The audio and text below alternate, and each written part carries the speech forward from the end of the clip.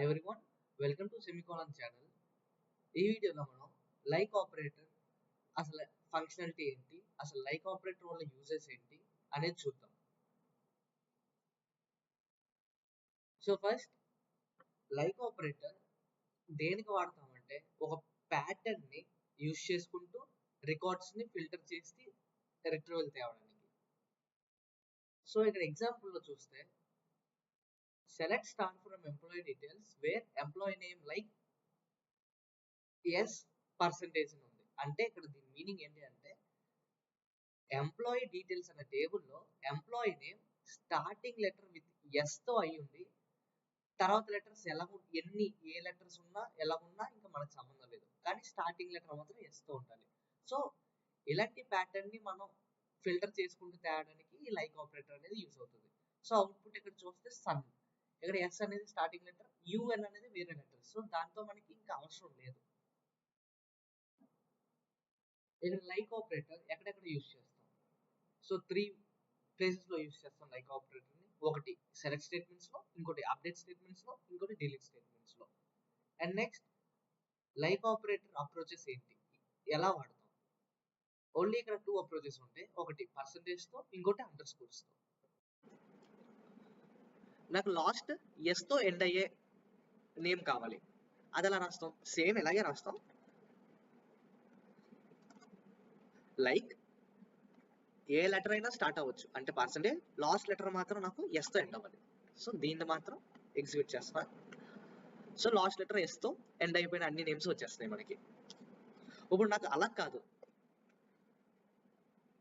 నాకు first letter ఒక particular letter and last letter ఇంకో పర్టికులర్ లెటర్ తో ఎండ్ అవ్వాలి అంటే ఫస్ట్ లెటర్ నాకు ఎస్ తో స్టార్ట్ అవ్వాలి, మధ్యలో ఏ లెటర్స్ ఎన్ని లెటర్స్ ఉన్నా నాకు లైక్ ప్రాబ్లం లేదు, అండ్ లాస్ట్ లెటర్ మాత్రం ఎస్ తో ఉండాలి అంటే ఇట్లాగా. So starting letter S and ending letter S. So ఇలాగా మనం లైక్ ఆపరేటర్ పర్సంటేజ్ తో రాసుకోవచ్చు. అదే లైక్ ఆపరేటర్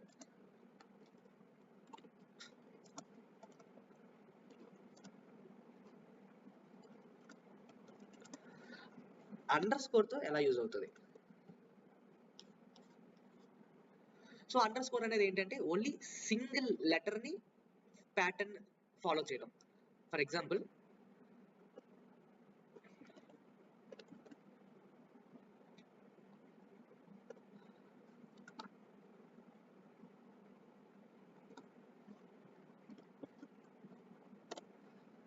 స్టార్టింగ్ లెటర్ ఏదైనా అయి ఉండొచ్చు, కానీ సెకండ్ లెటర్ మాత్రం ఏతో ఎండ్ అవ్వాలి అంటే ఇలాగా. సో మనకు అలా ఏమీ లేదు. ఏ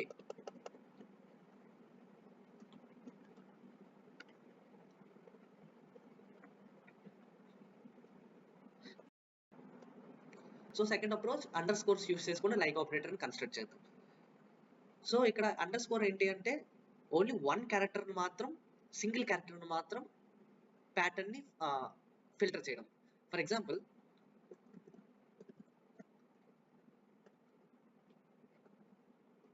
నాకు నేమ్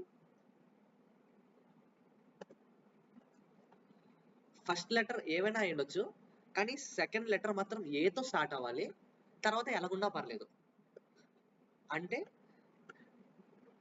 సో ఇన్ని రికార్డ్స్ వచ్చాయి అంటే ఫస్ట్ లెటర్ అండర్ స్కోర్ అంటే ఫస్ట్ ఒక లెటర్ మాత్రమే కన్సిడర్ చేసుకుంటుంది. సో ఫస్ట్ లెటర్ ఏదైనా పర్లేదు, కానీ సెకండ్ లెటర్ మాత్రం ఏ అయి ఉండాలి, థర్డ్ ఫోర్త్ ఫిఫ్త్ అలా. సో పర్సంటేజ్ అంటే ఇంకా తర్వాత మనకి ఏదున్నా మనకు సంబంధం లేదు అన్నట్టు, అదొక ప్యాటర్న్ అని.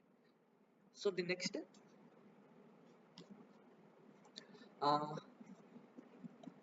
మనకి వేరే కాలమ్స్ ఉన్నాయి. హైట్ అనేది కాలమ్ ఉంది మనకి. సో హైట్ ని యూస్ చేసుకుని